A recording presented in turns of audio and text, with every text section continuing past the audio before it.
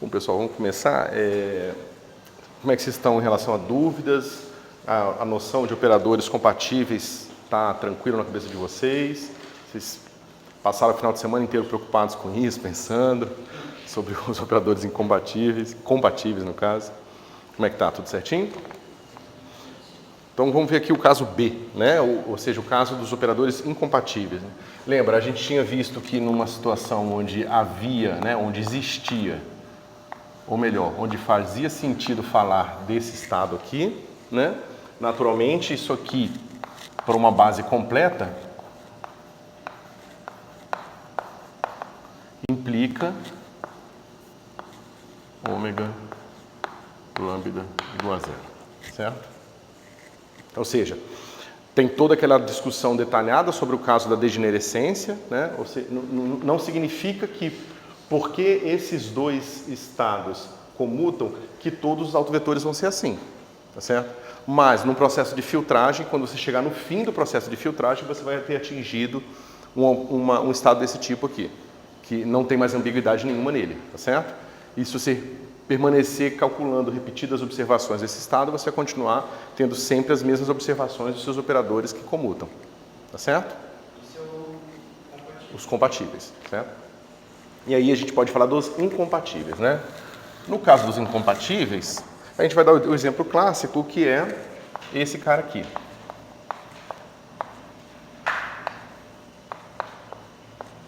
A nossa primeira preocupação é o seguinte: vocês têm que lembrar que o comutador de dois operadores é um operador, certo? Nesse caso, o comutador do operador x e o operador p é o operador identidade multiplicado por IH cortado, certo? Qual é o núcleo do operador identidade? Porque vocês têm que lembrar que a gente às vezes consegue construir um estado simultâneo de dois operadores incompatíveis quando o comutador deles tem um núcleo diferente de trivial, tá certo? Qual é o núcleo desse operador aqui? Um operador O, né? Ele tem um certo núcleo, eu vou chamar aqui assim. Núcleo de O é igual ao conjunto de estados U pertencentes ao seu espaço vetorial, tal que O aplicado em U é igual a zero. São todos os vetores do seu espaço que são levados no vetor zero, vetor nulo, né? Trivial é quando o único elemento desse conjunto aqui é o vetor zero. Certo? Eu acho que, já que você está explicando a identidade, eu acho que qualquer estado cujos componentes não, pensando matricialmente, não multiplicariam esse número. Eu não sei se eu entendi o que você falou, mas basicamente está dizendo que esse cara leva todos os estados neles mesmos. A menos de multiplicação de IH cortado. Ou seja, esse operador aqui, IH cortado, identidade, aplicado no vetor psi, é igual a IH cortado, psi. Isso aqui só é zero se psi for zero. Tá certo? Então não existe nenhum subespaço aqui onde esses operadores comutam. Certo? Então aqui, digamos, a sua incompatibilidade é absoluta. Certo? Por exemplo... Professor, o que o Felipe tinha falado, que eu também entendi, é que como a identidade é diagonal, se eu tiver uma matriz que não seja diagonal multiplicada por essa diagonal, aí vai dar um valor nulo. O psi é sempre diagonal. Não, primeiro, o psi não pode ser visto como uma matriz, é um vetor. E o que vocês falaram não é verdade. Uma matriz qualquer, multiplicada por matriz diagonal, a identidade, ela continua sendo igual. Ela não muda, ela não vai na matriz nula. Só pensar na multiplicação de matriz bonitinho, você vai ver que não vai mudar nada. Tá certo? Agora, vamos dar um outro exemplo aqui. Vamos pegar aqui, a gente viu isso, Lx, Ly, a gente viu que dá IH cortado Lz. Tá certo? Bom, você sabe que esse cara aqui mede o momento angular na direção x, esse mede o momento angular na direção y e esse mede o momento angular na direção z. Certo? Bom, é claro que existem configurações onde o momento angular na direção z é 0.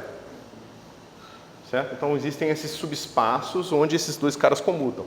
Mas normalmente esse cara aqui não diz nada sobre a base completa.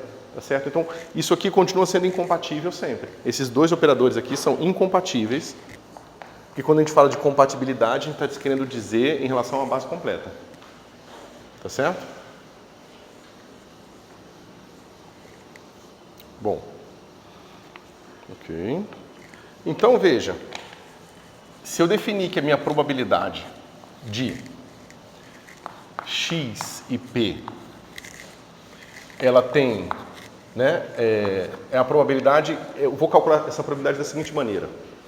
Eu vou primeiro medir p, depois x. Ok? Eu posso também definir que minha probabilidade P, x, primeiro, medir x, depois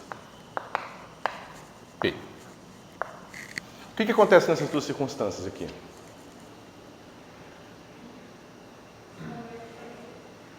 Oi? Sim, digamos, vamos pular a tecnicalidade da delta de Dirac aqui e vamos aceitar esses estados como estados físicos, certo? Então, se eu tenho um certo psi, eu meço a posição perfeitamente como sendo x. Qual estado que o meu problema vai se encontrar depois disso? Que é x. Né? Esse é um dos postulados, ele diz isso. A gente não precisa, como é que se diz, deduzir isso. Desculpa, peraí.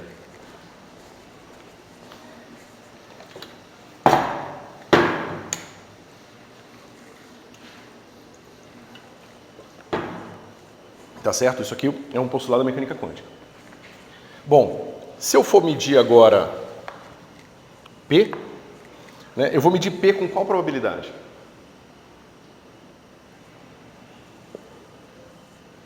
A gente sabe, né? Basicamente eu vou ter que fazer aquilo que eu falei para vocês. Eu vou ter que pegar aqui, P,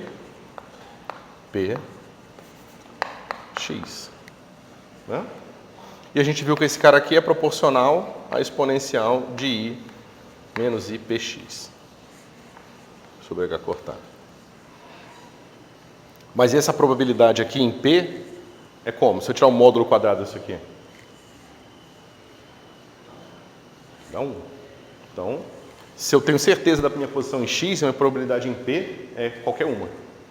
É não normalizada porque eu quero dizer o seguinte, eu estou tão incerto em relação à probabilidade em P, que eu tenho que dizer que todos os P são possíveis. Mas para dizer que todos os P são possíveis, eu tenho que ter uma distribuição de probabilidade não normalizável. Porque ela tem que dar igual peso para todos os P's, mas existem infinitos, incontáveis P's, indo de menos infinito a mais infinito. Não tem como você criar uma distribuição de probabilidade normalizada para isso. Por isso que esse negócio aqui dá um 1, que é uma coisa incontável. Incontável não, é não normalizável. Tá certo? Como isso quer lembrar? Oi? Como que quer lembrar? Ué, a probabilidade é... Não, a probabilidade aqui, nesse contexto, a probabilidade de P vai ser 1. Tem um raiz aqui de... tem 2π aqui, o H cortão. Isso. Isso que pode ser qualquer valor, aí é uma... Isso. Isso. Vai dar constante, exatamente. Porque justamente a probabilidade não pode depender do P, porque todos os P's têm a mesma probabilidade. Tá certo? Então tem que ser uma coisa constante em P. Naturalmente, como P, né, vai de menos infinito a mais infinito, não tem como você normalizar isso. Tá certo? Então, por exemplo, se esse cara aqui é uma distribuição de probabilidade gaussiana, bonitinha, bem centrada, então a primeira probabilidade vai se dar em relação a essa distribuição. Aí eu vou encontrar aqui o x de acordo com essa distribuição. Aí depois eu meço P e eu encontro todos os valores possíveis. Todos os valores possíveis. Tá certo? E o contrário é levar, então, se você primeiro medir P e depois o x. Isso que eu ia falar. Agora, se a gente inverte essa brincadeira aqui, é de x depois P... Não, aqui eu fiz essa aqui primeiro, né? Isso, essa aqui é essa aqui. Se eu meço P primeiro, Então esse cara vai medir uma distribuição de probabilidade de P, que é, se ela for gaussiana em X, a gente vai ver isso em seguida, se ela é gaussiana em X, ela é gaussiana em P também. Então se eu meço o primeiro P, eu não vou medir qualquer P. Eu vou medir uma quantidade de P ali, um intervalo finito, bonitinho, né? Que eu vou encontrar meus valores de P. Depois, quando eu meço o X, aí X pode ser qualquer coisa. Tá certo? Então, basicamente o que a gente tem é que P de X e Pzinho é diferente de P de Pzinho e X. Tá certo? Isso acontece por causa do princípio de incerteza, que afeta a segunda medida? Ou... Você tem que... Sim, mas eu acho que é melhor pensar da seguinte forma. Isso acontece porque esses operadores aqui não comutam. Tá certo? O princípio de incerteza não é um princípio. É uma consequência secundária dos postulados. Tá certo? Em algum momento da história da mecânica quântica, talvez tenha sido um princípio que alguém postulou à mão. Né? Mas aqui a gente não precisa disso. Ele é uma consequência dos postulados. Certo?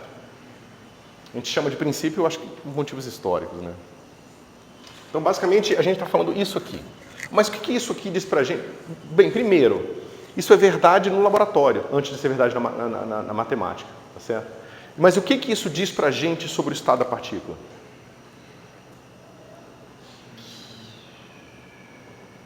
O que isso diz para a gente sobre o psi? Né? Psi de X.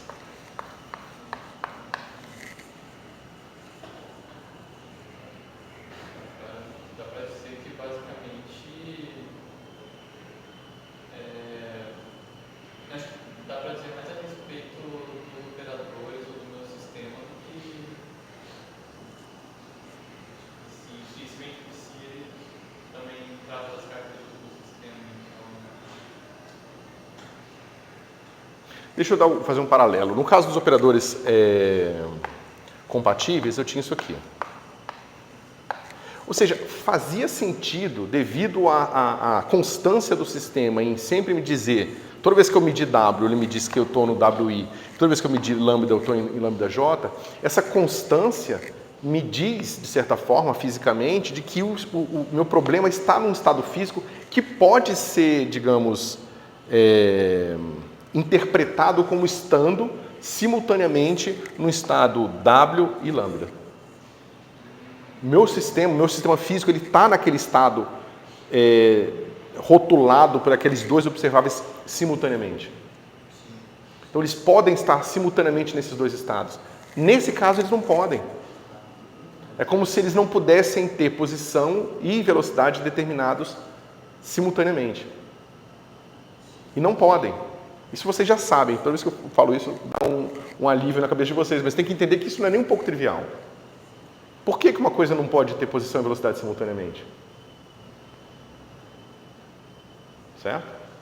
Por alguma razão, a mecânica quântica está muito mais ligada à equação de Hamilton-Jacobi. E na equação de Hamilton-Jacobi, a gente coloca uma posição inicial e deixa a posição final como uma variável em aberto. E aí, nesse caso, você não pode dizer qual é a velocidade final também. Porque no momento que você fala com a posição inicial e a posição final, quando você determina a posição final, a velocidade já está determinada. A gente viu isso. A gente descobriu, né, que ds dx igual a p. Então, a velocidade já está determinada pelo estado físico. Por alguma razão que nós desconhecemos, a mecânica quântica está muito mais ligada à ação, que são esses objetos que estão definidos em dois pontos do espaço simultaneamente, do que ao espaço de fase, que é onde você diz posição e momento, ou posição e velocidade iniciais. Mas então a mecânica quântica só pode respeitar os observáveis incompatíveis? Bom, pode, como assim pode respeitar? O que isso quer dizer com respeitar? Porque se sempre não pode comutar os operadores, então... Não, eles podem comutar. Quando eles comutam, eles admitem o conhecimento daqueles dois observáveis físicos simultaneamente. Por exemplo, x chapéu, y chapéu. Eu posso saber a posição em x e em y simultaneamente. Mas por alguma razão eu não posso saber a posição em x e o momento em x. Ah, tá. Eu achei que o observador compatível conseguiria saber o x e o x ao mesmo tempo. Não é isso, né? Não, se x e px comutassem, seria verdade, mas no caso de variáveis canonicamente conjugadas, elas nunca comutam. Justamente porque você sabe que uma variável é canonicamente conjugada à outra, justamente quando o parente de Poisson de A e B, por definição, é igual a 1. E pela regra de quantização que a gente estudou, toda vez que você quantiza esses operadores, eles vão ganhar um IH cortado aqui. Então, não importa se é x e p. Se for θ e pθ, ou seja, se você quantizar um sistema em coordenadas polares, θ e pθ vão ser variáveis canonicamente conjugadas, vocês viram isso em mecânica analítica, o parente de Poisson vai ser assim, e você vai ter a mesma coisa, eu não sei o ângulo, tanto quanto eu não sei, né, o meu ângulo é sempre incompatível com a minha velocidade angular. O momento angular. Na COP, como foi feito no passado, a gente chegou numa equação cuja, se não me engano, acho que era a solução, né? Que dependia de um certo H, que você, se você Isso. distribuísse indefinidamente, você recuperaria A mecânica clássica. a mecânica clássica. Sim. Só que, reduzindo H, parece que isso seria uma forma alternativa de escolher o X, ou determinar o X final. Entendi por quê. Porque eu estou basicamente reduzindo H diminuindo o incerteza. Basicamente. Ah, se quiser pensar assim, sim. Então, se você manda o H para zero, aí cadê o computador? Eu apaguei? Ah, tá aqui. Se mandar H para zero, naturalmente esses caras se comutam. Tá certo? E aí, o que acontece é que essa álgebra, que parecia a álgebra dos parentes de Poisson dos observáveis, ela se transforma na álgebra, ou seja, ela passa a ser homeomórfica à álgebra dos geradores de transformação no espaço de fase clássico. Que são naqueles que, lembra que o comutador do parênteses de Poisson com P, do parênteses de Poisson com X, que são os geradores de translação no espaço e no espaço dos momentos, eles comutam, dá zero.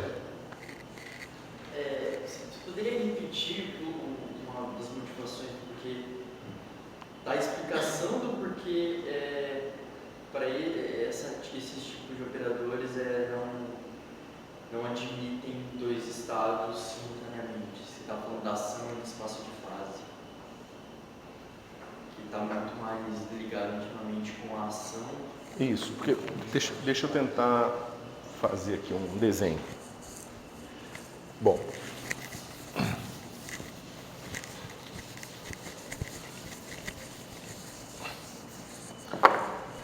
Pensa aqui que eu tenho tempo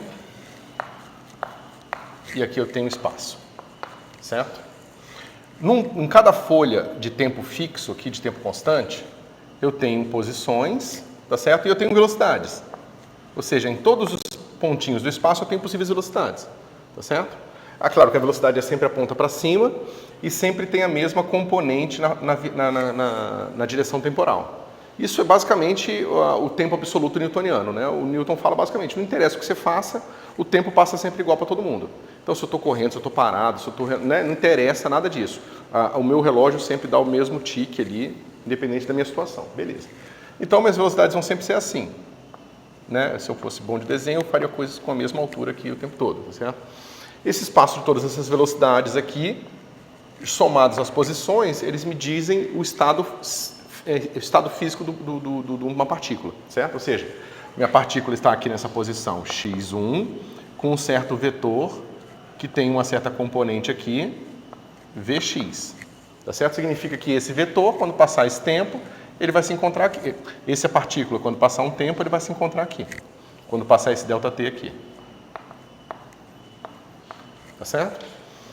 E matematicamente a gente sabe que isso determina unicamente o estado do meu sistema, tá certo? Agora veja, é aquilo que a gente discutiu antes. Esse ponto no espaço, você pode falar, esse ponto aqui é diferente desse ponto aqui. Certo? Você fala, esse ponto é diferente desse ponto aqui. Mas isso não é necessariamente verdade. Porque se eu tiver uma velocidade constante nessa direção, esse ponto e esse ponto vão ser o mesmo ponto. Para mim que estou andando nessa direção. Ou seja, para esse cara, né, se esse cara é um carro, dentro do carro você está parado. Você pode pensar, o mundo está girando em volta, né, nas rodas do meu carro e eu estou parado dentro do meu carro. Tá certo? Então o ponto é o mesmo. Então você vê que a noção de velocidade, ela requer a definição do referencial inicial.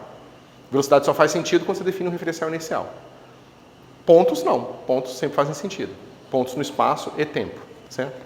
Bom, mas por que eu estou falando disso tudo? Porque você poderia pensar que a mecânica quântica está associada a esse tipo de imposição de estado físico, onde em uma folha de tempo, ou seja, num certo tempo no relógio de todo mundo, que concorda sempre, eu digo dos estados das partículas, tá certo? Mas não é bem isso que acontece. Na verdade, eu tenho o seguinte, eu tenho aqui uma segunda folha, tá certo? Que eu vou chamar de T1, e essa aqui eu vou chamar de T0. E para definir a ação, eu defino a ação assim, eu dou um ponto inicial, que eu vou chamar de x0 aqui, eu vou apagar isso para não confundir, tá certo? E sei que essa minha partícula vai fazer alguma coisa e vai chegar aqui, em x1. Dada uma força para esse problema, ou seja, dada uma newtoniana para esse problema, eu sei que uma vez que eu digo quem é x0 e x1, T0 e T1, o estado do meu sistema está totalmente determinado. Eu já sei exatamente qual é a velocidade em todos os pontos aqui. Tá certo? Com a vantagem de, nesse caso aqui, não me interessa se x0 e x1 são o mesmo ou não. Essa maneira de você classificar os seus... Classificar não, de você denotar os seus estados físicos, ela independe de sistema de referência. Tá certo? Enquanto essa aqui não. Por alguma razão, a mecânica quântica gosta dessa. A gente descobriu que a ação, né, a ação ela é uma função de x0, x1, t0 e t1. Tá certo? Só que na hora que a gente vai resolver a equação de Hamilton-Jacobi, a gente sabe que a gente resolve a ação como função de x1 e t1.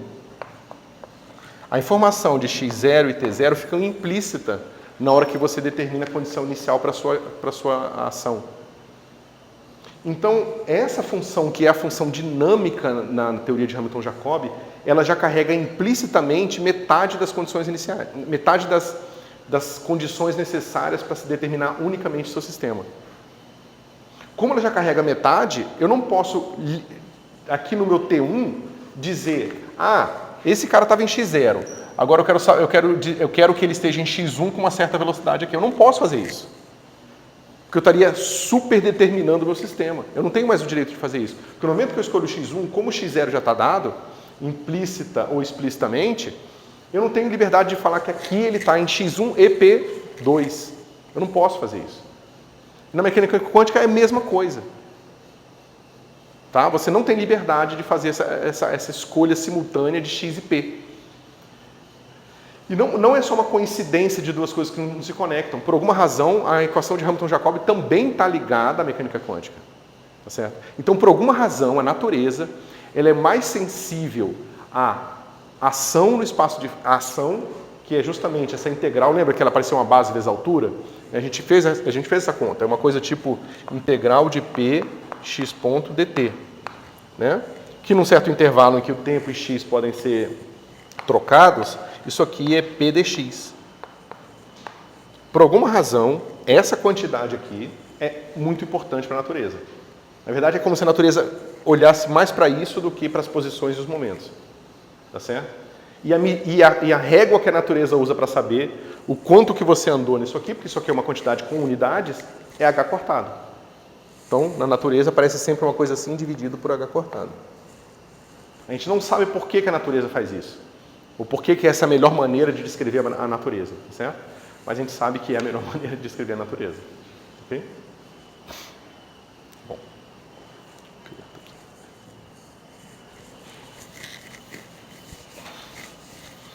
Agora, vamos fazer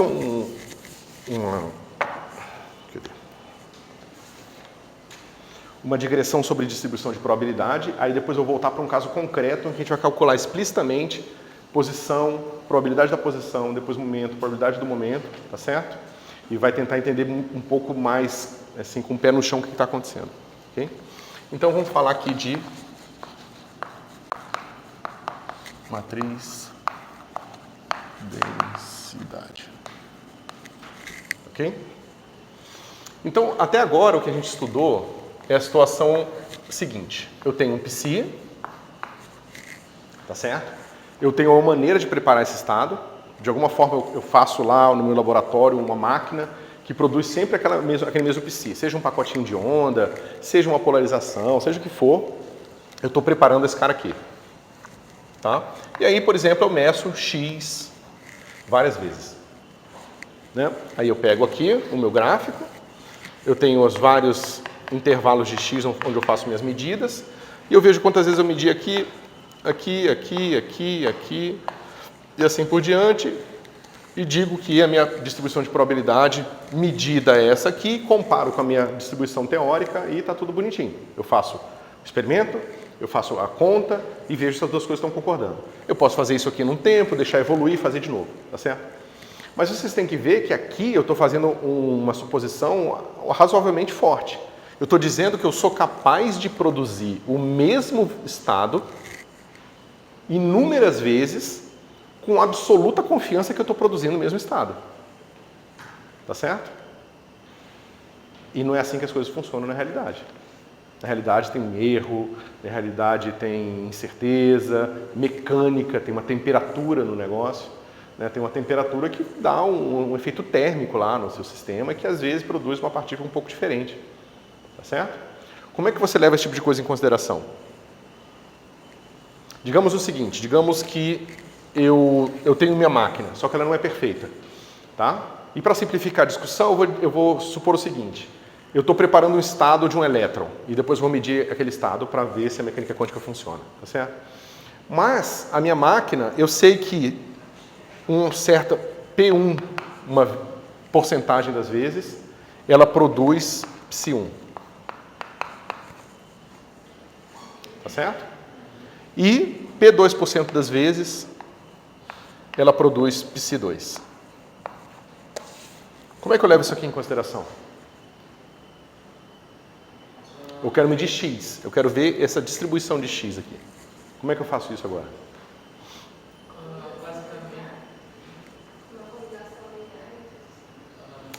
Pois é, se eu fizer uma combinação linear disso aqui, eu vou estar descrevendo um sistema físico, quântico. E não a minha certeza clássica. A minha certeza aqui eu não sei o que a máquina está produzindo com certeza. É diferente de uma superposição de estados quânticos. Então, se eu simplesmente pegasse alfa mais beta, que é alfa é psi1 mais beta psi2, eu estaria falando o seguinte, o meu problema está numa combinação linear de estados quânticos, que é um novo estado quântico. Mas isso não é necessariamente verdade. Né? Como é que eu faço isso? Eu pensei se não teria como Quem é? enxergar com a diferença entre os dois Cs de forma proporcional ao erro que a máquina pode ter. E aí, por meio disso, talvez conseguir encontrar... O erro já está implícito na diferença deles, né? Ou seja, se eles forem muito parecidos, o erro é pequeno, se eles forem muito grandes, o erro é grande. Significa que a máquina está doidona ali, produzindo estados totalmente diferentes um do outro, aleatoriamente no tempo. É que no caso, pelo menos, psi1 e psi2 continuarão surgindo. No caso. Aham. Então, Às vezes psi1, às vezes psi2. mas continua sendo psi1 e psi2. Sim, não, isso eu tenho certeza. A minha máquina é ruim, mas eu sei exatamente quão ruim ela é e como ela é ruim. Tá certo? Que é o desconhecido conhecido. Mas eu acho que eu estava pensando que não importa o quanto eu conheço, o quanto ela é ruim, se eu obter um padrão para Exatamente. psi1, psi2, e assim eu consigo trabalhar. Não, conseguir trabalhar você sempre consegue. Tá certo? Isso é um problema que... Esse é um problema anterior. Na estatística a gente tem exatamente o mesmo problema. A gente trabalha com os desconhecidos conhecidos, a gente sabe que a gente desconhece uma certa coisa, a gente consegue modelar ela. O maior problema é quando a gente tem desconhecidos desconhecidos. Ou seja, tem uma coisa que você desconhece e você desconhece que você desconhece dela, que é pior, entendeu? Bem pior. E tá cheio disso, na verdade, na ciência inteira. Mas aqui, a gente pode montar a probabilidade. É só a gente usar um pouco de probabilidade condicional. Se... nessa medida específica, digamos que o meu problema gerou o estado físico e eu fui lá e fiz uma medida. Aí daqui a pouco ele gera outro e eu meço. Ele gera outro, eu meço. E eu repito esse padrão de novo. Tá certo? Digamos que por acaso, aquele que foi gerado naquele instante seja o psi1. Qual é a probabilidade então de eu medir uma certa posição? Ou um certo W? Só para a gente botar mais genérico. A gente sabe, né? É isso aqui. W, psi1. Mas isso aqui está condicionado. Isso aqui é a probabilidade condicionada ao caso de que, com certeza, eu estou com psi1. Né? Então, para eu ter a probabilidade simultânea das duas coisas, eu tenho que ter P1 aqui. Só que, para completar as minhas possibilidades, eu tenho que ter, então, P2, W, psi2. Então, se a minha pergunta científica é qual é a probabilidade de eu medir um certo valor de W, dada que a probabilidade de estar no psi1 é P1 e psi2 é P2, a minha probabilidade é dada por isso aqui. Tá certo? Beleza. Não, isso, assim, eu não sei o que você chama de resolver, mas isso aqui, ele pelo menos representa matematicamente a nossa situação física. Ou seja, isso aqui representa, numa fórmula, a nossa incerteza em relação a qual é a probabilidade, qual é o estado físico que está realmente lá dentro do meu sistema, entendeu? E qual é a minha incerteza em relação ao que eu vou medir em W.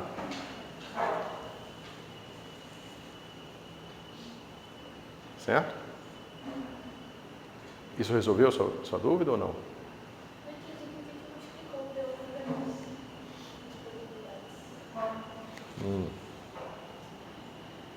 Vocês já viram probabilidade condicional?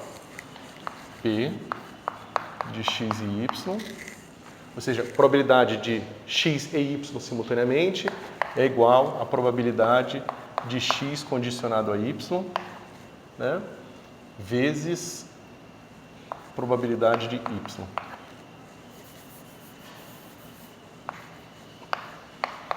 De x, y, py, peraí, dividido por py. Não, esse cara tem que dar então é lá mesmo, peraí. Isso, tá. Certo? Então, a probabilidade simultânea de x e y é igual à probabilidade de x dado y vezes a probabilidade de y. Já viram isso? Vocês viram isso no laboratório? Probabilidade condicional, vocês já viram? Por exemplo, você tem assim, uma distribuição de pesos e alturas de pessoas, tá certo? Então você pode pegar ali todos os pesos e todas as alturas das pessoas da universidade e você vai ter uma distribuição de probabilidade bidimensional. Né? Você vai falar assim, qual a probabilidade de encontrar uma pessoa de 1,75 m pesando 70 kg? Aí você vai encontrar um número, tá certo? Aí você pode fazer várias perguntas. Aí você pode fazer a seguinte pergunta: qual é a probabilidade da pessoa ter um certo peso independente da altura dela? Então é integral da probabilidade, né, altura e peso independente da altura. Não foi o que eu falei? Eu integro sobre todas as alturas. Isso aqui me dá a probabilidade marginal de encontrar uma pessoa com certo peso. Tá certo? Mas eu posso fazer uma outra pergunta. Posso fazer o seguinte: entre as pessoas que têm 1,75 m, qual é a distribuição de peso delas? E a distribuição de peso delas vai ser diferente, naturalmente, de um cara de 1,90 m. Vai ser provavelmente mais pesado. Né? Vai ter uma correlação, não vai ser determinante, mas vai ter uma correlação. Então é a mesma coisa. Então, a probabilidade de você encontrar x e y é a probabilidade de x dado y vezes a probabilidade de y. Que é o que a gente tem aqui. A probabilidade de obter w é a probabilidade de w dado psi vezes a probabilidade de ter psi. Tá certo?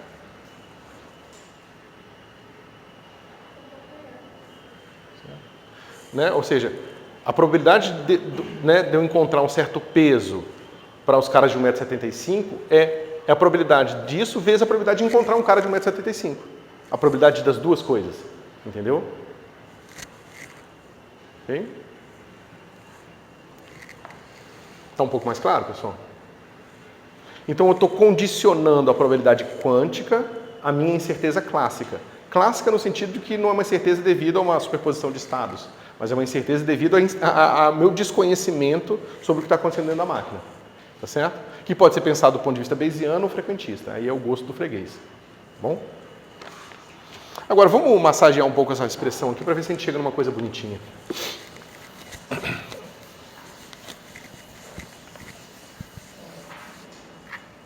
Bom,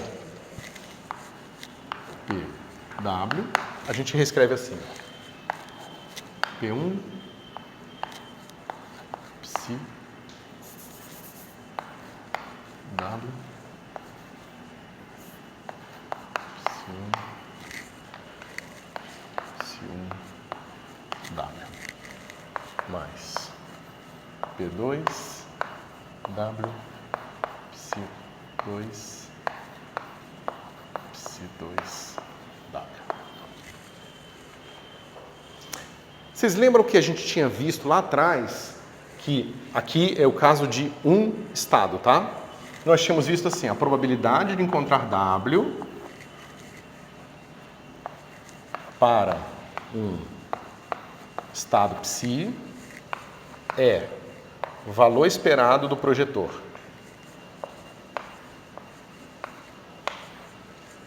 Vocês lembram disso?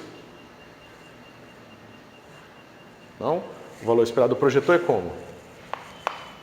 É integral, pego o projetor, é um operador, então eu pego aqui psi, não tem integral não, é psi w psi, que nada mais é do que psi w psi quadrado. Tá certo? Vocês lembram disso aqui?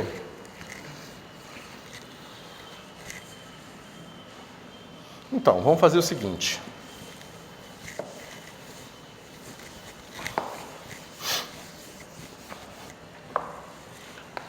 Vamos pegar essa expressão aqui e vamos fazer ela da seguinte forma. P, W vai ser igual a P, vou botar assim, W, W, e aqui eu vou botar assim,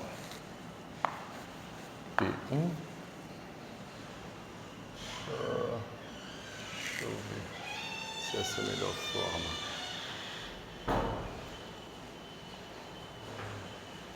Isso. Deixa eu escrever aqui então. Soma sobre W', aí eu vou botar assim, ó.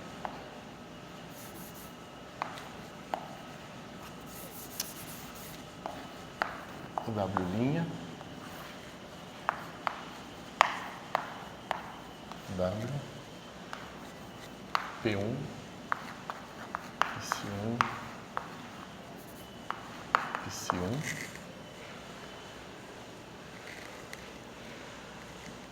mais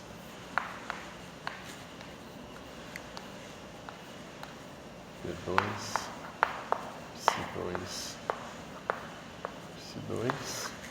Isso aqui tudo fecha com... Deixa eu apagar aqui, senão vai ficar ruim.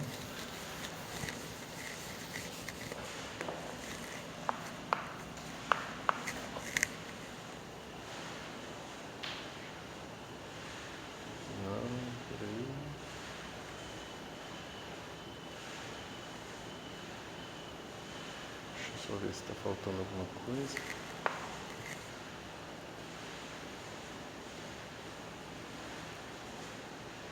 Isso. Certinho. Tá. Então, parece que eu dei uma volta um pouco longa, mas se vocês olharem para essa expressão aqui, a gente pode fazer o seguinte, ó.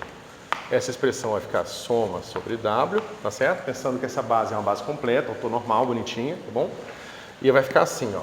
Esse cara com esse cara aqui vai dar um delta de Kronecker, tá certo? Vai fazer sobreviver só esse cara aqui. Aqui eu vou ter W psi1, né? Deixa eu botar aqui. Eu vou ter assim, P1 W psi1, e esse cara vai ficar assim, psi1 W', tá certo? E eu vou ter a mesma coisa aqui embaixo, mais esse cara com esse cara aqui, W' com W, P2, W, Psi2, Psi2, W', tá certo? Mas esse delta de Kronecker e esse delta de Kronecker matam a situação onde W' é diferente de W, então vai sobrar só esse caso aqui. P1, que multiplica esse vezes esse, mas isso aqui é o que a gente já tinha. Tá certo? Mais P2, W. Tá certo? Então eu recuperei minha fórmula original fazendo essa brincadeira aqui, tá certo? Só que essa brincadeira pode ser simplificada ainda mais. Isso aqui, ó, é um traço. Eu pegar uma base ortonormal pelos dois lados e somar sobre todo mundo é tirar o traço. Então isso é o traço de alguma coisa. Mas veja o seguinte, eu tenho esse projetor, ele aparece aqui, é o mesmo projetor. Então eu traço desse projetor vezes essa outra coisa aqui, que é a soma de P1, Psi1, Psi1, mais P2, Psi2, Psi2. Então isso aqui, você pode ver como o traço do projetor W vezes ρ. Onde ρ a gente define assim.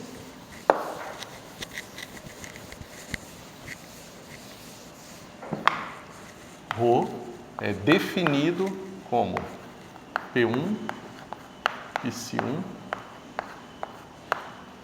mais P2, Psi2. Tá certo? O nome desse cara aqui é matriz densidade. Tá? E é extremamente importante então na mecânica quântica, porque é com a matriz densidade que você introduz as incertezas sobre o estado, sobre qual estado você está lidando. Diferente das incertezas produzidas pelo fato do estado ser quântico. Essa incerteza aqui em relação a eu não sei que estado eu tenho, tá certo? E as incertezas que estão aqui dentro da função de onda são as incertezas que vêm pelo fato de eu estar lidando com uma situação quântica, né? Com um estado, com um sistema quântico. Né? Tá certo? Como é que está isso aqui, pessoal? Está muito ruim?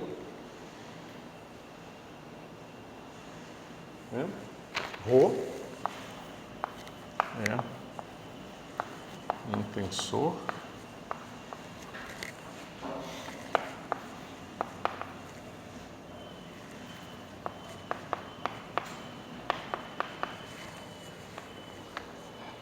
certo? Quem é o traço Sol de Rho?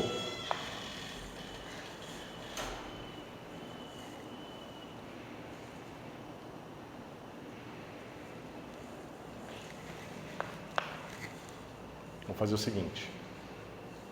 Eu vou agora, a partir de então, não vou botar mais P1, Psi1 não. Vou botar P1, Psi1, P2, Psi2, P3, Psi3. Eu posso ter quantos estados eu quiser aqui, tá certo?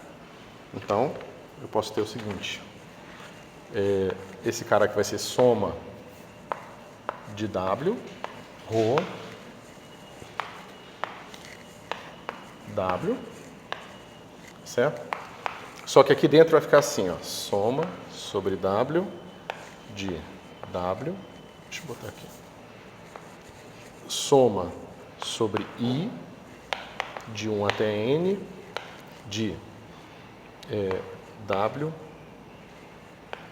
Psi, Psi, W, isso aqui tudo vezes PI.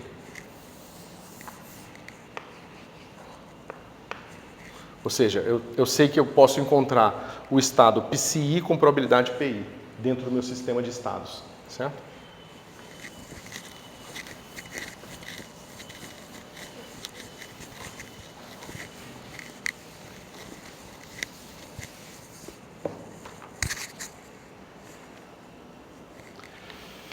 Bom, mas quanto é que é isso aqui? se eu inverter a ordem aqui da soma, botar o W primeiro, eu vou ter essa soma aqui, vai ficar assim, ó. Soma sobre I, de 1 até N, né? Aquela ali vai ser igual a essa soma sobre W. Eu só vou mudar a ordem aqui, vai ficar assim, ó. PCI, W, PCI, PI. Né? Só que isso aqui é identidade. E aí vai dar PCI, que eu estou supondo são estados normalizados, tá bom? Então isso aqui vai dar soma de I de 1 até N de PI. Mas se eu não sei qual é o estado, eu tenho que não saber quem são os estados, de forma que a probabilidade tem que dar 1, né? Então isso aqui é 1. Então, o equivalente à normalização da função de onda para a matriz densidade é o traço dela ser igual a 1. Certo? A gente já viu que o traço dela, produto projetor W, me dá a probabilidade de W. E a gente já viu que o traço dela, sim, pura e simplesmente dá 1. Ou seja, ela está te dando uma normalização de todas as incertezas, quânticas e clássicas, totalmente normalizadas. Tá bom? Finalmente, a gente tem o seguinte.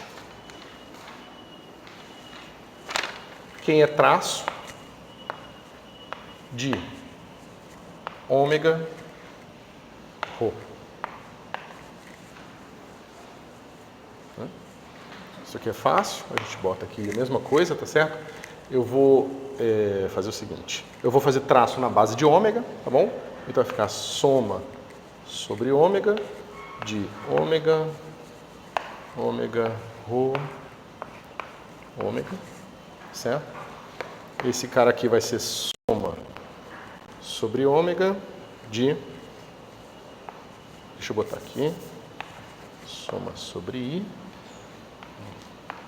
Eu já poderia usar o fato desse cara ser autovetor desse, mas eu não vou usar não. Então vai ficar ômega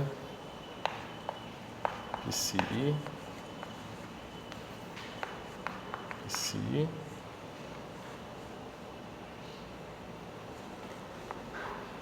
PI ômega. Isso.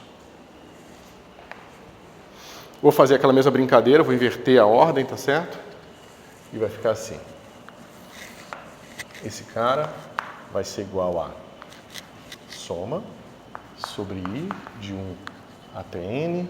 Aí eu inverti a ordem, vai ficar assim. De PI, PCI. Aí, ó, vai ficar ômega, somatório de W, WW, PCI. Certo? Mas isso aqui é identidade de novo. Tá certo? Isso aqui, ó, é identidade. Tá certo? Ou seja, isso aqui vai ser soma sobre I de 1 até N de PI, valor esperado no estado PCI de ômega.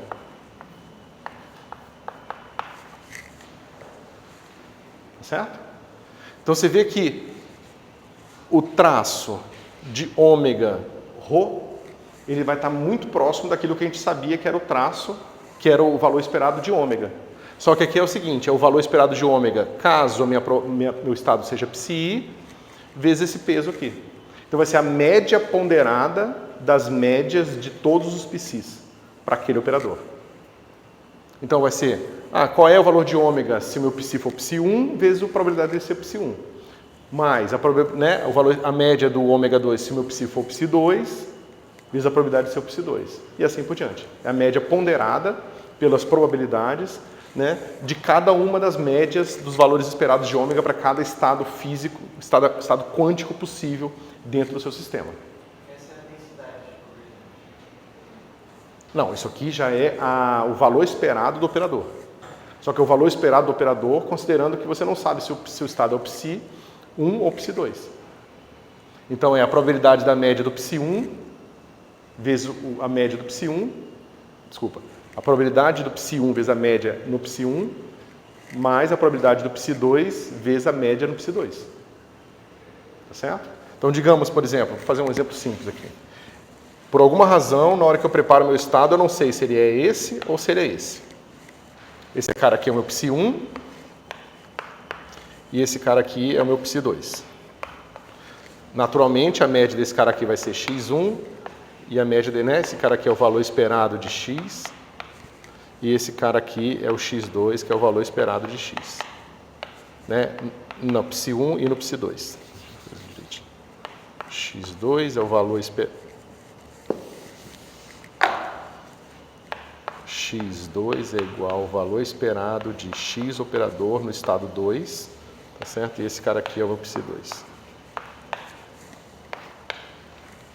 Tá certo? Então, eu sei que se eu tivesse certeza que meu estado quântico é o psi1, eu sei que a média da posição ia estar aqui. Se eu tivesse certeza absoluta que minha probabilidade, meu estado físico é o psi2, eu sei que a média está aqui. Tá? Mas digamos que eu acho que tem 1% de chance de eu encontrar psi2. Que às vezes minha máquina dá um problema e ela dá um shift aqui, ela dá um deslocamento na posição do meu pacote de onda. Tá certo? Então de vez em quando ela dá esse deslocamento aqui. Então qual é a média? Na hora que eu repetir esse experimento inúmeras vezes. Veja, como tem 1% de chance de encontrar esse cara aqui, significa que, em média, em 100 tentativas, eu vou só encontrar uma vez esse estado aqui, tá certo? Mas é claro que isso vai afetar a minha média. Porque das 99 vezes eu vou encontrar esse valor aqui, em média, tá certo? Mas de vez em quando eu vou encontrar esse cara aqui, certo? Então é claro que o x que eu vou encontrar aqui, né? O x que eu vou encontrar aqui vai ser o traço de x ρ, aqui, vai ser igual a 0,99 vezes x1 mais 0,01 x2. Tá certo? Dependendo dos valores x1 e x2, vai só deslocar esse negocinho aqui um pouco para a direita. Né? A média vai encontrar aqui. Claro que se fosse 50% de chance, provavelmente eu encontraria a média aqui, porque às vezes eu estou preparando o psi1, às vezes eu estou preparando o psi2. Quando eu calculo média, às vezes eu estou calculando a média no psi1, então está mais para a esquerda. Às vezes estou calculando a média no psi2, está mais para a direita. Quando eu somar e dividir por n esses números todos, eu vou encontrar um número aqui no meio. Né? Se for 50%. Se for 1%, não, vai ser só um pequeno deslocamento para cá ou para cá. Tá certo? Ou seja, a maneira de você levar em consideração a incerteza sobre a função de onda que você tem em mãos é através da matriz de densidade. Tá certo? É uma ferramenta bastante poderosa. Ela me dá incerteza a cada ponto. De todos os pontos possíveis. Ela leva em consideração todas as incertezas possíveis. A incerteza que você tem por não saber qual é a função de onda você está lidando e a incerteza que você tem pelo fato de que você está lidando com uma função de onda que é um objeto fundamentalmente probabilístico. Certo?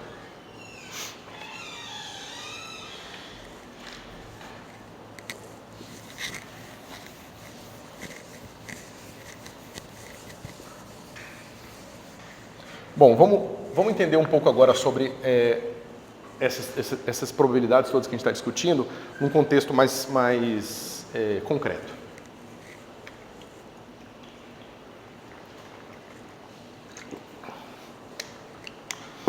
Matriz. Outra coisa. Você pode se perguntar: será que a mecânica quântica não é capaz de imitar a incerteza da matriz de densidade? Você pode se perguntar: será que esse estado aqui, será que existe algum estado quântico que me reproduz esse mesmo tipo de resultado aqui? Ou seja, poderia ser que houvesse, né, poderia ser o caso, né, da existência de um estado quântico que tivesse as mesmas propriedades estatísticas que a minha matriz de densidade tem. Né? A gente pode se perguntar sobre isso. Na verdade, se vocês lembrarem um pouco da nossa discussão matemática, vocês já vão saber de cara que isso é falso. Né? Quando a gente estudou tensores, a gente estudou essa situação aqui. Esse cara com esse cara aqui. Certo? Bom, isso aqui é o espaço desses caras aqui. Né? Mais todas combinações lineares. Tá? Ou seja, eu tenho o meu estado W1, W2, W1, W1, por exemplo, mais, por exemplo, o estado W2, W2. Tá certo? A gente viu que a dimensão desse espaço aqui é n ao quadrado. Enquanto um desses caras aqui, ó, tem dimensão n. Tá certo? Então eu não posso querer... de cara eu já vejo que é impossível eu formar um estado arbitrário desse cara aqui usando somente um estado aqui. Ou dois estados, onde eu teria 2n graus de liberdade. Então, assim, vou pegar um estado qualquer desse espaço aqui, ele vai ser assim, ó, psi1, psi2. Isso aqui me dá um estado qualquer, tá certo? Mas isso não é verdade, porque aqui eu tenho n graus de liberdade, aqui eu tenho outro n grau de liberdade. Aqui junto eu tenho 2n graus de liberdade. 2 vezes n. Só que eu sei que esse espaço tem n quadrado graus de liberdade. Então eu não consigo ter todos os meus estados aqui. Mas é claro isso. Né? Eu posso fazer a seguinte consideração. Se eu tenho um certo psi, ele vai ser uma certa combinação linear de psi1 de w, w. Certo? Quando eu pego o produto tensorial desse cara com esse cara aqui, eu vou ter o quê? Eu vou ter soma de w de psi 1 de w, soma de w', psi 1 estrela de w',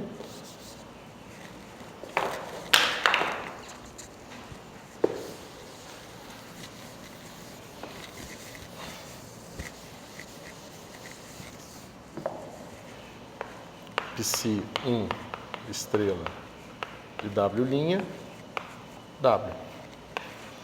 Quando eu abrir isso aqui, pessoal, são duas somas aqui, ó. Quando eu abrir aquilo ali, eu vou ter aqui uma soma w, uma em w', e eu vou ter assim, psi1 de w, psi1 estrela de w', w, w'. Tá vendo? Eu não vou ter só o w com w, eu vou ter todas as possíveis combinações dessas coisas. Tá certo? E esse tipo de combinação nunca vai me dar uma coisa... Eu não consigo nunca escrever um estado que seja assim, ó. A partir disso aqui, eu nunca vou conseguir escrever isso como sendo uma coisa assim, ó.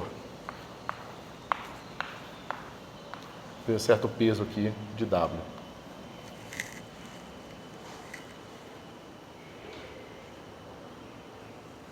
Ou seja, uma combinação linear na matriz densidade que representa uma incerteza sobre estados quânticos não pode ser reproduzida por uma incerteza quântica no seu vetor de estado.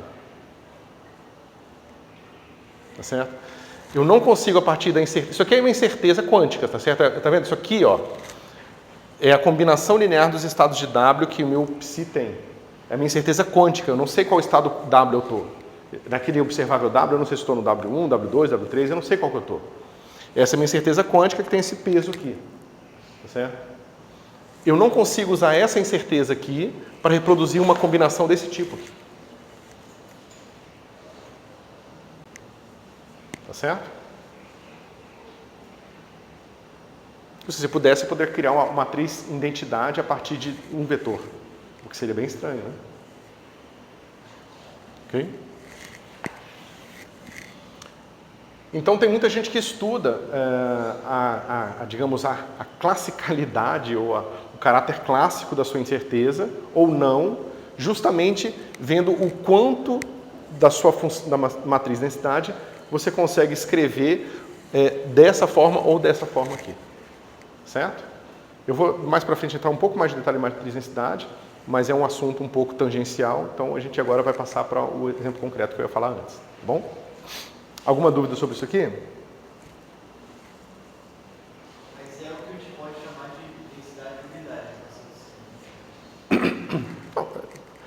Essa aqui é uma matriz densidade, que de certa forma te dá uma distribuição de probabilidade se você tirar o traço. Tá certo? Mas é só isso. Aqui tem uma incerteza, não tem certeza nenhuma em relação com o seu vetor de estado. Você sabe com certeza que o seu vetor de estado é o psi1, tá certo? E nesse tipo de situação tem que vem do caso onde você não tem certeza também sobre qual o vetor de estado está lidando. Tá certo? Ou seja, é o que a gente chama essa parte clássica da distribuição de probabilidade. Okay?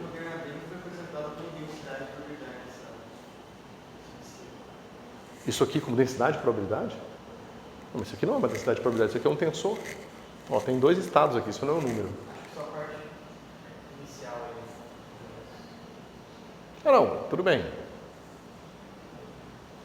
Isso aqui é a densidade de probabilidade, sim. Não é a mesma coisa que... Não, aqui eu estou W' e aí tem um tensorzinho aqui.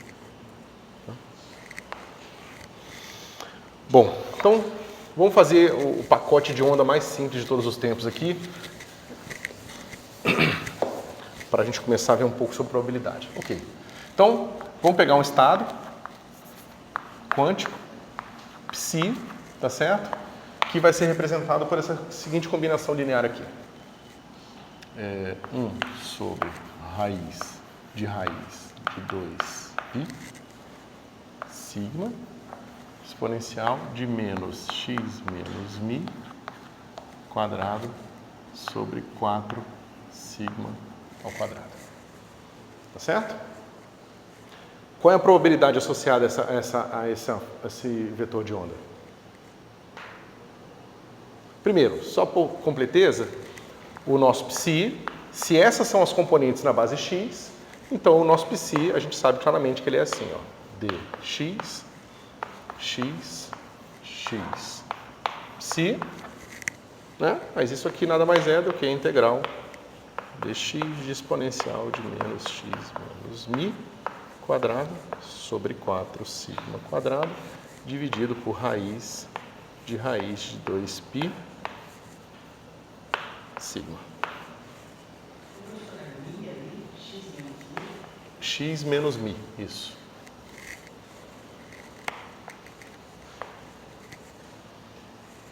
Tá certo? X.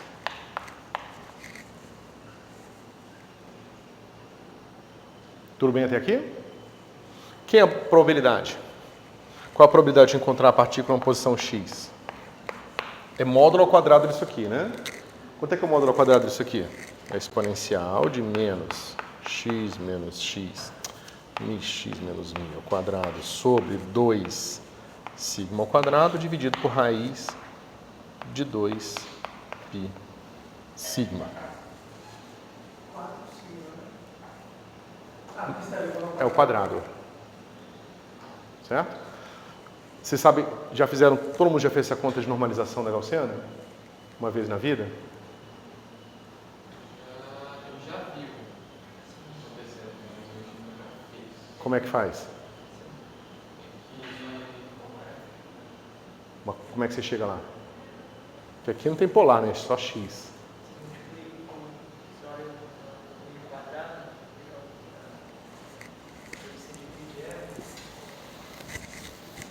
Isso. Você quer mostrar isso aqui, né? Você quer mostrar aqui.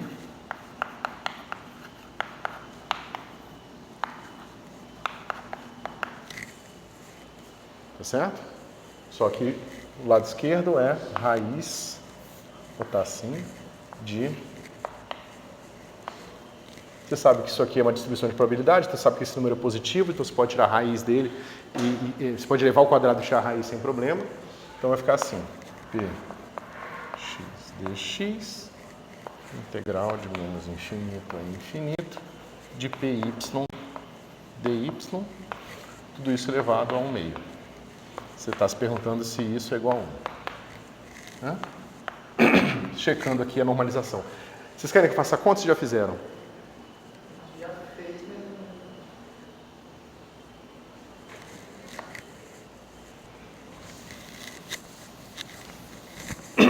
É super simples, né?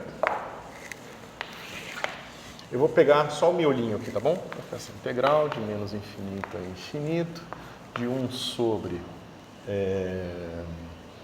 2π sigma quadrado, que são esses fatores aqui, né, ao quadrado. E aqui vai ficar assim, exponencial de menos x menos μ ao quadrado sobre 2 menos y menos μ ao quadrado sobre 2 e dx dy. Aí o que você faz agora?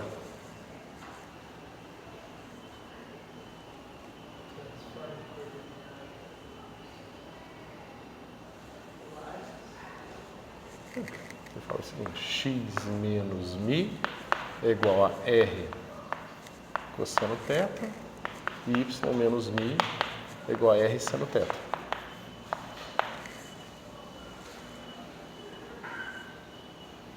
Certo? Isso é uma troca de variável razoável, né? Eu sempre posso fazer isso. Uma coordenada polar, só que centrada nesse ponto aqui, μ. Se eu substituo lá, vai ficar assim, integral de menos infinito a infinito. São duas integrais aqui, né? De menos infinito a infinito. Vai virar uma integral de 0 a infinito em R e de 0 a 2π em θ. Vai ficar 1 sobre 2π sigma quadrado.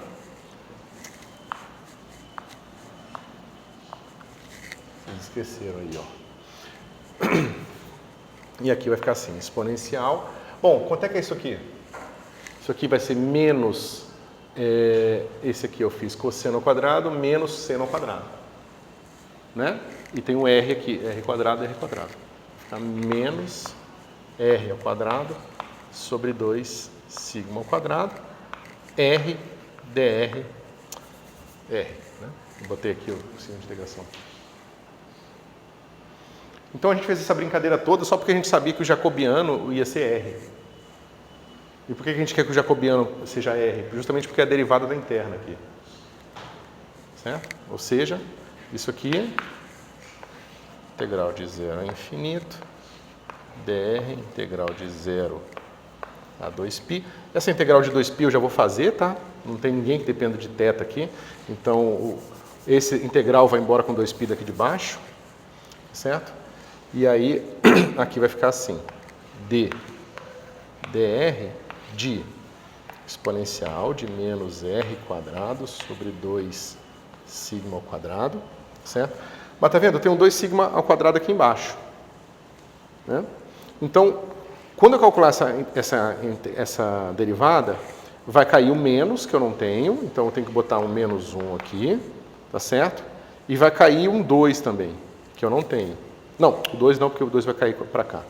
Vai cair com esse cara aqui, né? Derivada de r quadrado é 2r. Então é só o menos 1.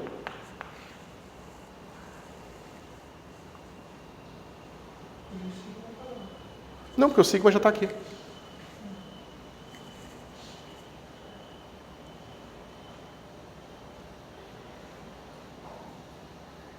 Isso. Então acho que não errei nada.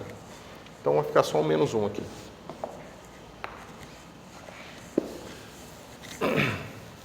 Bom. Ok, quem é essa integral aqui? Quanto é que é isso aqui calculado em R igual a infinito? Que a integral da derivada vai dar isso aqui, né? Menos exponencial de menos R quadrado sobre 2 sigma ao quadrado, calculado infinito em 0. Mas infinito isso dá quanto? Dá 0. Em 0, isso aqui dá quanto? Dá 1, né? Então, dá 1. Não.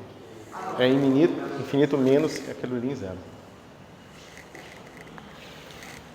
Tá certo? Essa distribuição ela é uma das coisas mais usadas na física justamente porque ela é muito prática, tá certo? Ela converge, por mais que você possa multiplicar ela pelo polinômio que você quiser. Como o decaimento no infinito é exponencial quadrático, então você pode multiplicar por um polinômio de ordem, não interessa qual, que esse negócio sempre converge, tá certo? Por isso que ela é conveniente, ela é muito compacta, certo? No outro extremo, a gente tem a distribuição de Cauchy, é a distribuição mais larga que existe. Ela é só normalizável, ela não tem média, ela não tem variância, ela é uma distribuição de probabilidade, mas se você calcular a média é infinito, a variância é infinita, tá certo? Ele é o extremo oposto da gaussiana. Então, se você quiser trabalhar com a coisa onde você tem maior incerteza nas extremidades, você usa a distribuição de Cauchy, e se você sabe que o seu negócio está bem concentradinho no meio, você usa a distribuição gaussiana, certo? Bom, esse é só um detalhe. Beleza. Então, a gente já sabe o que está acontecendo. A gente sabe que a probabilidade de encontrar uma certa partícula aqui é uma distribuição que está normalizada bonitinha, x menos x mi sobre 2 sigma ao quadrado, dividido por raiz de 2π sigma, tá certo?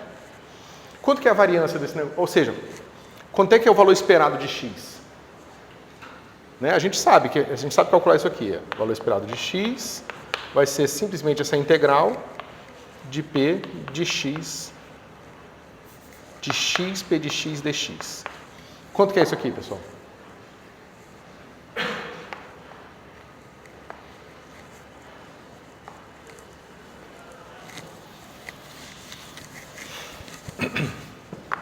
Vamos lá.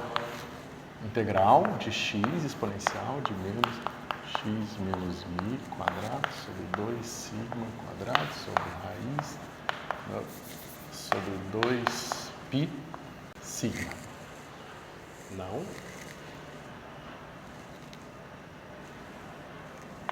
Raiz de 2π sigma. Isso. Dx. Tá? A gente já viu que essa integral, sem esse x aqui, dá 1. E com esse x, dá quanto?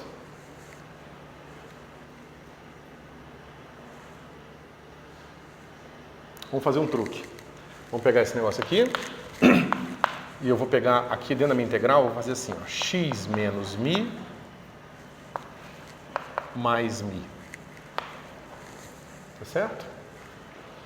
E aí eu vou botar aqui exponencial de menos x menos mi ao quadrado sobre 2 sigma ao quadrado e raiz de 2π sigma dx. Bom, pessoal, isso aqui é uma constante. Se eu multiplico uma constante para uma função de distribuição normalizada, integro, vai dar mi.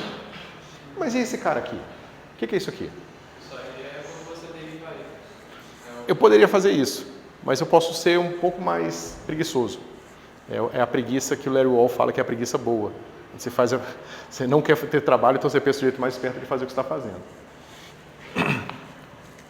Isso aqui é uma função par ou ímpar em torno de mi?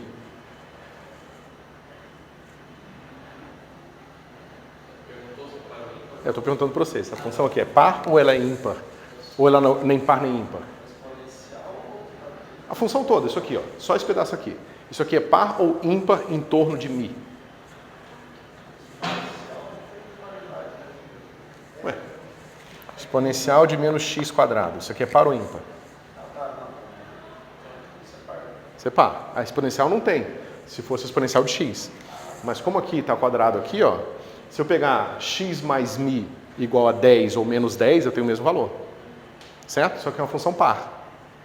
Isso aqui é par ou ímpar em torno de mi? É ímpar, né? Só que é uma função ímpar vezes uma função par é uma função o quê? Ímpar, né? E a integral de uma função ímpar no intervalo simétrico é quanto? 0. Pode fazer a integral se quiser, uma vez, para treinar, tá? Mas é mais fácil simplesmente riscar assim, ó. Então isso aqui dá mi. Então é o que a gente já esperava, né? O valor esperado da posição é a média da gaussiana. Ok?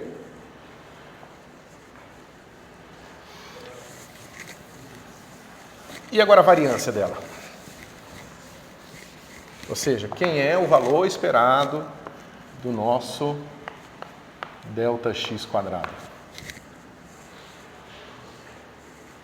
Isso aqui vai ser igual a integral de x menos valor esperado de x ao quadrado p de x dx. Isso a gente já calculou. É mi. Mi ao quadrado é fácil, né? Não. Posso fazer dos dois jeitos, tá? Então, isso vai ficar assim. Integral de x menos mi ao quadrado, exponencial de menos x menos mi ao quadrado sobre 2 sigma quadrado, dividido por raiz de 2 e sigma. Mais uma integral para fazer, certo? Oi? Essa é par. Essa é par. Pode pensar várias coisas aqui para fazê-la, tá certo? Qual truque que vocês acham que a gente pode usar aqui?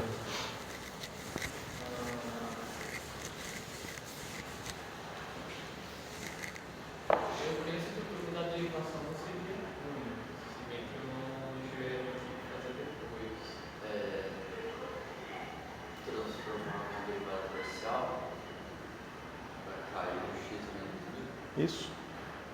Então a gente faz o seguinte, ó. Todo mundo concorda que essa integral ela é igual a essa integral aqui, tomando epsilon igual a 1. Certo? Beleza. Mas, bom, eu posso fazer o seguinte. Eu vou tomar epsilon igual a 1 depois. Tá certo?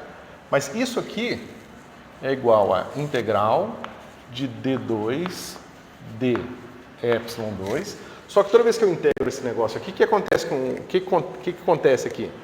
Né? Vai cair uma potência desse cara aqui. Desculpa, D2 não, só uma derivada primeiro. Certo? Oi? Não, toda vez que eu derivar aqui em relação a epsilon, vai cair um fator de 2 e um fator de sigma quadrado embaixo. Né? Então eu posso fazer o seguinte, eu posso trocar por menos 2 sigma quadrado d epsilon de exponencial de menos x menos mi quadrado sobre 2 sigma quadrado epsilon dividido por raiz de 2π sigma. Todo mundo concorda? Dx. E no fim de tudo, eu tenho que botar epsilon igual a 1. Tá certo? Bom, aqui vamos fazer algumas suposições sobre a ordem da derivada da integração. Eu tiro esse cara aqui de dentro da minha integral, tiro esse cara aqui também, vai ficar assim, ó, menos 2 sigma dividido por raiz de 2π. Tá certo? d epsilon integral de menos infinito. Eu fiz besteira aqui, pessoal. Deixa esse cara quieto aqui. Ok, deixa esse cara quieto aqui, e aí eu vou deixar aqui, ó, exponencial de menos x ao quadrado, x menos mi ao quadrado sobre 2 sigma ao quadrado, raiz de 2π sigma, e vezes o epsilon aqui, dx, certo? E no fim, epsilon igual a 1. Mas veja, pessoal, isso aqui está quase aquilo que a gente já tinha visto. Só que tem um epsilon chateando a nossa vida aqui. Mas tem um sigma aqui. Eu posso pensar que esse sigma está dentro da raiz, eu boto ele aqui ao quadrado, tá certo? Eu divido por epsilon aqui, tá certo? E multiplico por raiz de epsilon. Deixa eu ver se estou fazendo besteira. Estou. 1 sobre raiz de epsilon aqui.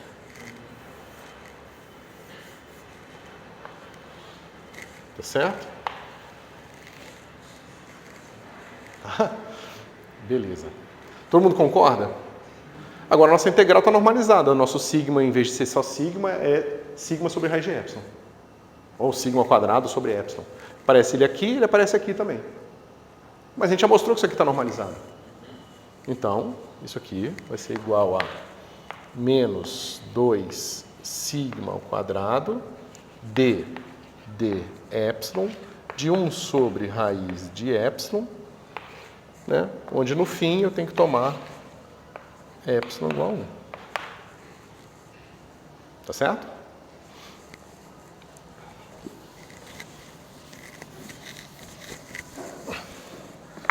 Então, quanto é que é a derivada de 1 sobre raiz de uma coisa? Menos 1 sobre raiz de alguma coisa. Isso, menos 1 meio daquilo, né? Não, eu acho que Porque cai o expoente, que é menos meio. menos meio que...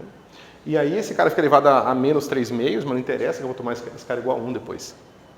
Certo? Tem que lembrar que no fim de tudo, depois que eu tirei todas as derivadas, aí sim que eu boto meu epsilon igual a 1. Meu epsilon igual a 1 está sendo colocado depois do fim de todas as operações que eu inventei lá dentro do meu colchete, tá? Mas aí corta com esse cara aqui. Ou seja, o valor esperado desse cara aqui é igual a sigma quadrada.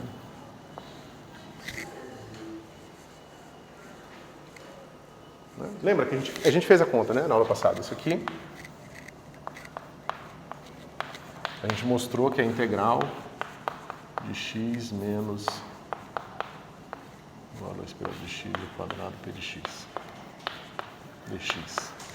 E isso aqui é a variância, né? O quão larga é a sua distribuição, quão incerto você está da posição da partícula. Quanto maior o seu sigma, significa que é mais larga essa distribuição. Mais você não sabe sobre a posição da partícula. Certo? Quanto mais estreito o sigma, mais você está confiante de que a partícula está perto de μ. Né? Ou seja, se você for desenhar aqui, basta ver, ó, no expoente, a gente tem esse cara aqui. Se esse é um número muito grande, eu posso diferir de μ por uma grande margem e aqui no expoente eu vou ter uma coisa tipo exponencial de 0, se o meu sigma for muito grande. Esse cara pode diferir bastante, mas como está dividido por um número grande, o meu expoente ainda é próximo de 0, o exponencial de 0 é 1, a minha distribuição é mais ou menos constante ali. Eu preciso que x menos μ fique da ordem de sigma para que esse número comece a ficar um número grande. Só que eu tenho um menos aqui. Exponencial de um número negativo é um número que rapidamente decresce a 0. Tá certo? Então, se o meu sigma é grande, a minha distribuição é larga, e se meu sigma é pequenininho, minha distribuição é assim. Lembrando, né, para compensar o caráter estreito dela quando o sigma é pequeno, esse sigma no denominador faz com que ela no ponto máximo, ou seja, quando x é exatamente igual a μ, tenha uma altura cada vez maior. Então, toda vez que você vai achatar a sua distribuição, como ela está normalizada, você achata aqui e ela estica para cá. Tá certo? E é por isso que você tem esse comportamento aqui. O sigma, geralmente, é essa largura aqui. Tá certo? Agora, e se a gente fizer a seguinte pergunta? Quanto é que fica a minha probabilidade de encontrar essa partícula num certo momento P?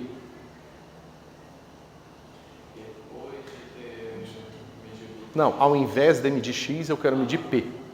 Como que vai se comportar o nosso problema? Né? A gente tem que ver como vai ficar a incompatibilidade dos nossos observáveis aqui. Certo? Pois não.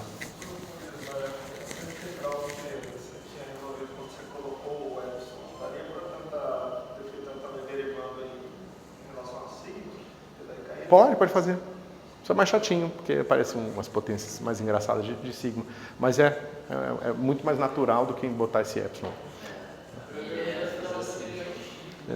Não, com o epsilon é legal, porque fica bem fácil de você estender para o caso porque você quer calcular os momentos pares.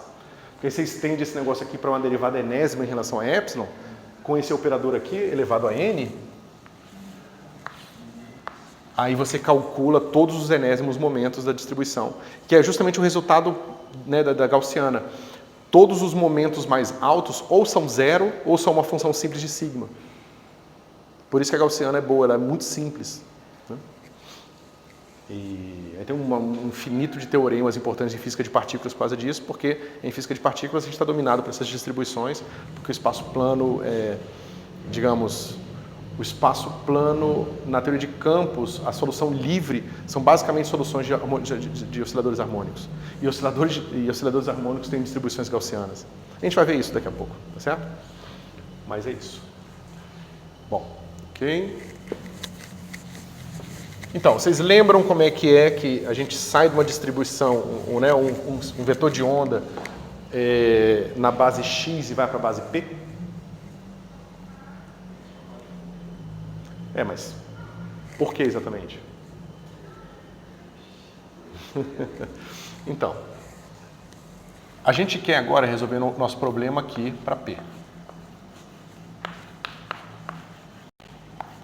Vocês lembram dessa continha que eu fiz lá atrás? Eu estava planejando refazê-la aqui. Vocês acham que vocês lembram ou eu faço de novo? Bom. A gente tem esse problema de autovetores para o nosso operador P, né? A gente pode projetar na base x e esse cara vai ficar assim. Quem é esse operador aqui na base x? A gente já fez essa continha, menos IH cortado, D dx, de psi P de x. Tá? Eu estou chamando esse negócio aqui de psi P de x. Esse cara vai ficar P, psi, P de x. Certo? Quem é a solução dessa equação aqui?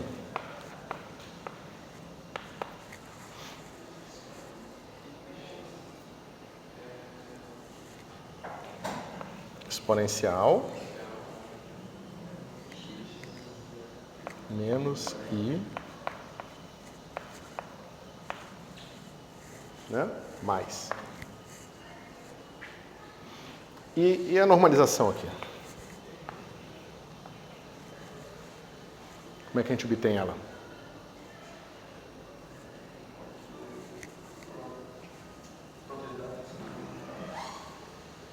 A gente sabe que esse cara não normaliza a unidade, porque não é um vetor próprio. A gente já discutiu bastante isso, a gente sabe que tanto a base de P quanto a base de X, a gente viu lá no finalzinho da parte matemática, que são bases impróprias, né? Te dão vetores no espaço de Hilbert equipado. Então, como é que a gente faz isso aqui? Como é que a gente normaliza?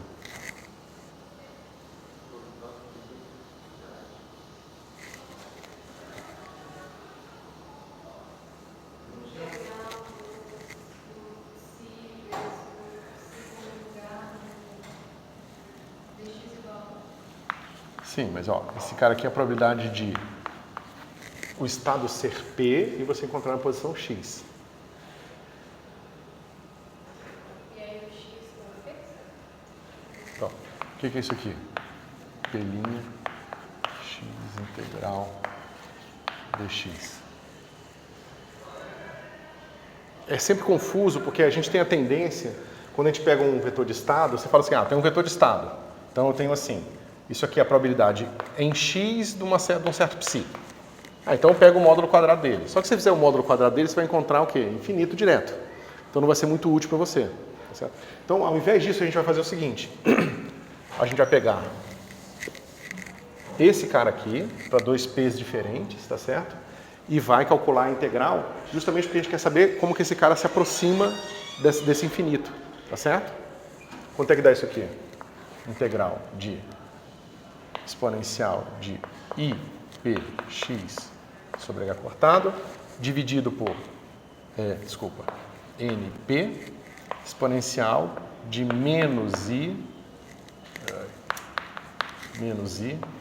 P' X sobre H cortado, NP estrela, dx. Quanto é que é esse aqui, pessoal?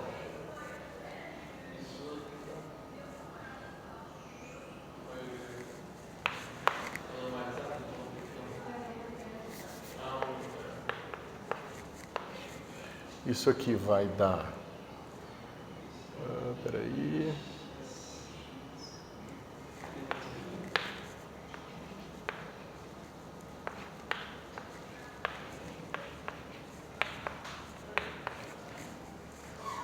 Certo? Isso vocês lembram? Vocês precisam que eu falo, que se eu for precisar fazer, eu vou ter que fazer na próxima aula. Mas vocês lembram por que esse negócio aqui dá esse 2π? Né? Tá. Beleza. Então a gente sabe o que é a normalização. Quer dizer, aqui a gente faz uma escolha arbitrária de fase e a gente vai dizer simplesmente que a normalização é 2πh cortado.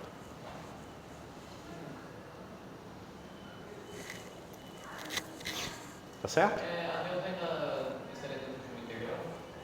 Não, a integral é a delta. A integral da onda plana aqui vai me dar uma delta de P'. Certo? Ou seja, basicamente o que a gente está descobrindo, que é isso aqui, é igual a P. Certo? Porque aquela integral ali é a identidade. Tá certo? Então, como eu falei para vocês, é mais fácil a gente não calcular a norma, porque se a gente calcular PP aqui dá infinito, isso não diz muita coisa para a gente. Mas você faz PP', você descobre que dá uma delta de Dirac, e aí você quer que seja só delta de Dirac, sem nada multiplicando, e isso te fixa, então, a normalização, uma vez que você faz uma escolha arbitrária de fase. Tá certo?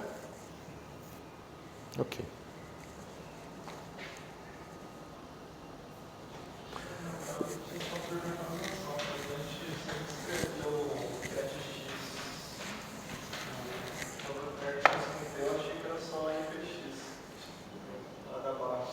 Não, tem que ter H cortado. Tem que ter.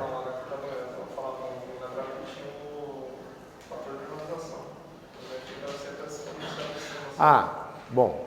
Tem gente, por razões históricas, que prefere botar a normalização só na transformada de Fourier inversa.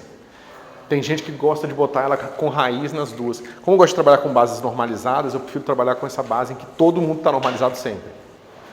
Tá certo? Eu acho que é menos confuso para os estudantes. Por que eu normalizo na ida e não normalizo numa direção e normalizo tudo na volta? Entendeu? Fica um negócio meio esquisito. Eu prefiro assim que não tem conversa.